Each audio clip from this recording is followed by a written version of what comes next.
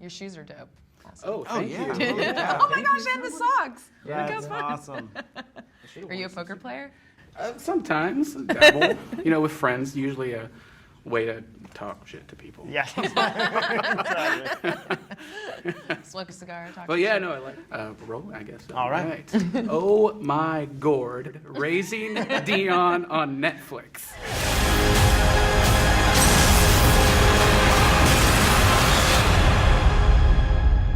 It's you and me. You and me.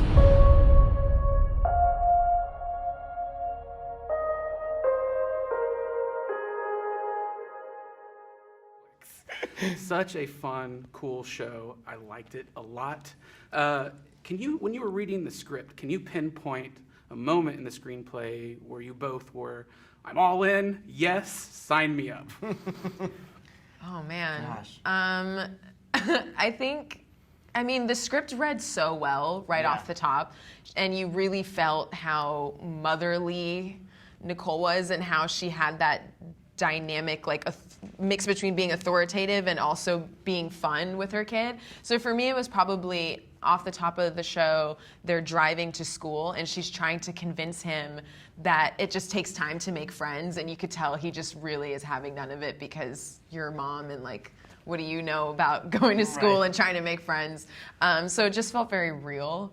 And so as I read through the script, and it just felt so authentic to my own experiences with my mother and my own superpowers that I have. Exactly.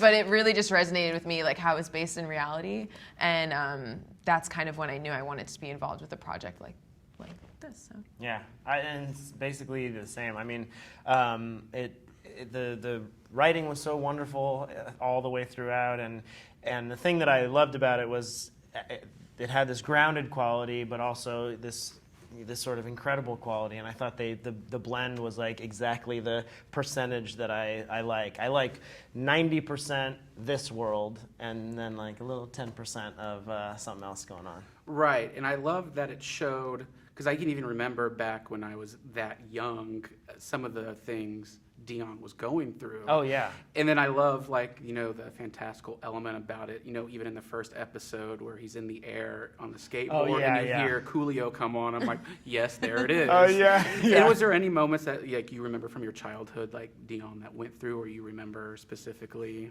even making friends at school or... Oh, yeah. Yeah.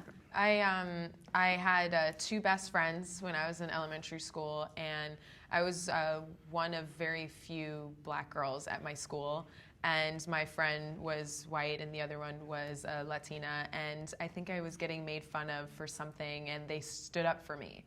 And that's a kind of thing you never forget, because it's like, oh, these people care about me enough to put themselves on display to take some of the heat off me. And when you're in a group, people are less inclined to try and bully the whole group. Yes. And so that's when I realized the power of friendship in terms of not only like safety in numbers, but just that people have your back. Yeah. And so Dion gets that. And he kind of gets in his own way, creating friendships, but he gets there in the end. And Esperanza's character is absolutely adorable and sweet and kind and always there for him. And I think, he's a lucky kid. Yeah, for sure. I connected with Dion in that way of like, he's trying to do magic so he has this plan of I'll go to school and I'll show my magic and they'll all be like, you're so cool. And I had that over and over again where I was like, I'll do this thing. And then I would realize when it wouldn't go the way that I thought, I'd be like, what was my plan here? What did I actually think was going to happen? That they were going to go, look at this guy, this guy's so amazing. Cool. But I like that, those feelings are so intense at that age. And I do remember the day, and it was middle school, I was a little older, but when the group of friends that I was trying to kind of infiltrate, first were like, hey, where are you eating lunch? And I was like, I just go off and eat by myself. They're like, you should eat with us. And I was like, okay. And then I literally ran, when I got home, I ran to my mom and I was like, hey, so I have some new friends. So if these guys call, whatever, those are my new friends. Anyway. So excited. It's such a good feeling. It's so true. It is such a good feeling. Being seen. And in the show, Nicole encourages him to just be himself. And when you are yourself, you will attract people who see you for you. And I think that's so much about elementary and middle school, is kind of finding out who you are and who you want to be, and then in that way you bring people around you that respond to that. Exactly. Cool. And let's see. Your characters are both excellent, and with you, with your character, she's taking a whole lot on in the series. And I kind of, when I was watching it, I kind of linked it to Shelley Duvall in The Shining, because she's taking on a lot, and like her fantastic performance, and it's kind of like that. Can you talk me through a process through that, and as well with you, being kind of like the fun of like the Star Wars and stuff like that. That's cool. I did a little bit of prep in terms of like watching some films, but Alice Doesn't Live Here Anymore. Did you ever see that movie?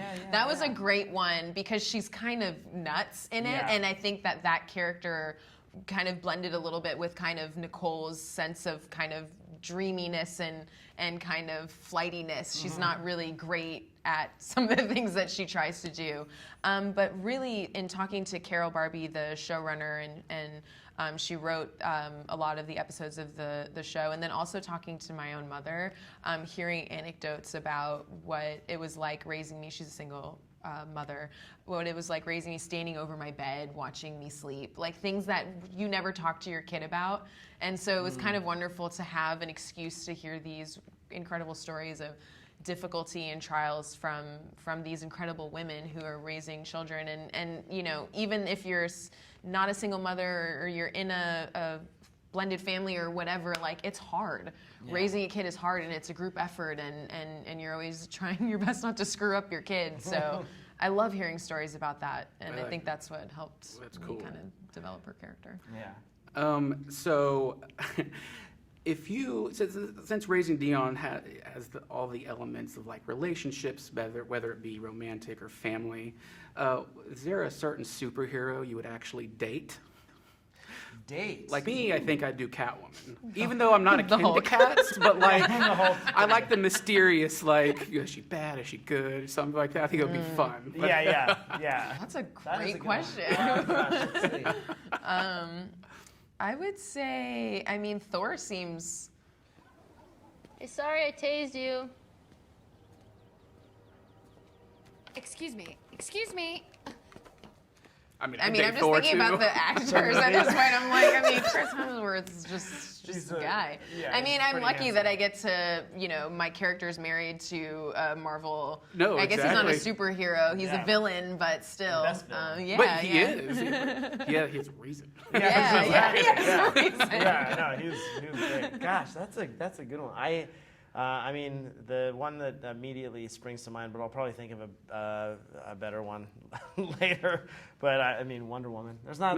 I wish there were a lot. There's not a lot of. You like the lasso of truth, don't you? I do. I forgot about that.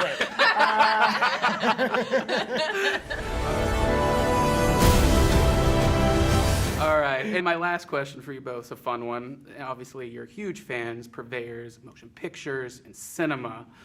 Are there any certain scenes from movies that have always stuck with you that you love? My favorite's Now and Then. Did you ever? It's very much a girls' movie, but it's like four best friends, and they play Red Rover, and she ends up punching, or I think they were playing like baseball or softball or something. I said girls can't play softball. What you doing? Roberta, remember you're a lady. Why don't you go home and play with your dolls? The only doll Roberta's got is a G.I. Joe. And Christina Ricci's character punches one of the guys in the face. And it was just her being like, yeah, girl power, even though it's like promoting violence, whatever, I don't care. No, I know. There's a lot of things he was being a total jerk, so it's fine. There are a lot of things like that in movies where I was like, this is awesome as a kid, and later I'm like, that's a little creepy. Yeah. You pretended to drown so the lifeguard would do mouth to mouth? Not cool, kid, from The Sandlot. But at that age, is that you're your like, favorite part? No, but I remember, I was like, oh, interesting strategy. I think Wayne's World was like the movie that I just like memorized. I think that was the first one that I pretty much memorized all of the lines from front to back. And annoyed with my friend. Excellent. What would I do with a gun rack? What is it? It's a gun rack. A gun rack? A gun rack. Yeah, right. I don't even own a gun, let alone many guns that would necessitate an entire rack. What am I gonna do with a gun rack? But yeah, I think yeah, I'm a huge movie fan. But Wayne's World was pretty.